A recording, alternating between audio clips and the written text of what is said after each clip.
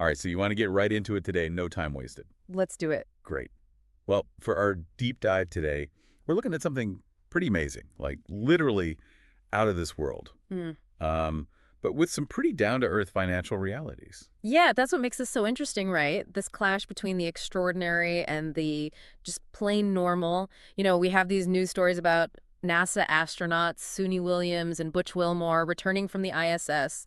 Their mission, well, let's just say it took a bit of an unexpected turn. Yeah, for sure. I mean, they were initially up there for what was supposed to be just an 8-day work trip, a quick jaunt into space, and it turned into a 9-month stay. Wow. 278 extra days circling the Earth because their spacecraft had some issues.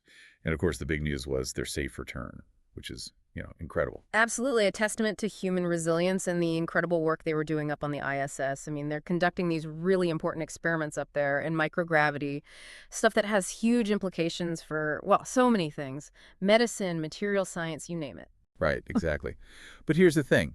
Amid all the excitement of their return and the focus on their scientific achievements, there was this, well, less glamorous side to the story that didn't get as much attention. And that's their pay during this extended stay. It is fascinating because you'd think, right, for such a unique and extended mission that there would be some kind of, special financial arrangements. But it turns out that when it comes to getting paid, they're treated just like any other federal employee on a business trip. So basically, we're talking about almost a whole year in space, but financially, it's being handled like a quick business trip. Yeah, exactly. It's kind of mind-blowing when you think about it. And to understand this better, there was this statement from Jimmy Russell, a spokesperson for NASA. He said, and I'm quoting here, "While in space, NASA astronauts are on official travel orders as federal employees." Okay, so that means. So that means no overtime pay, no holiday pay, no extra compensation for weekends, even though, let's be real, their work week involves continuously orbiting the planet. It really highlights how these bureaucratic systems, which were, obviously designed for earthbound travel, they just struggle to grapple with the realities of long-duration space missions. I mean, have the regulations just not caught up with how spaceflight is actually happening these days? Right, and like you said, their basic needs are covered: transportation, meals, lodging. Mm. That makes sense. But then we get to the daily allowance for incidentals, Mm. and that's where things get really, really interesting. Well, the standard per diem, the incidental allowance for federal employees, is $5 a day. It doesn't matter where they are. $5 a day Yeah. in space. You can't even buy lunch for that down here. Right. It's kind of absurd, isn't it? And this Uh, is on top of their base annual salary, which is around $152,258. So when you put it all together, you start to see how the financial framework for these astronauts really plays out. It puts things in perspective, that's for sure. Like, imagine trying to pay for porter fees with $5. Or those hotel staff tips, those categories that the U.S.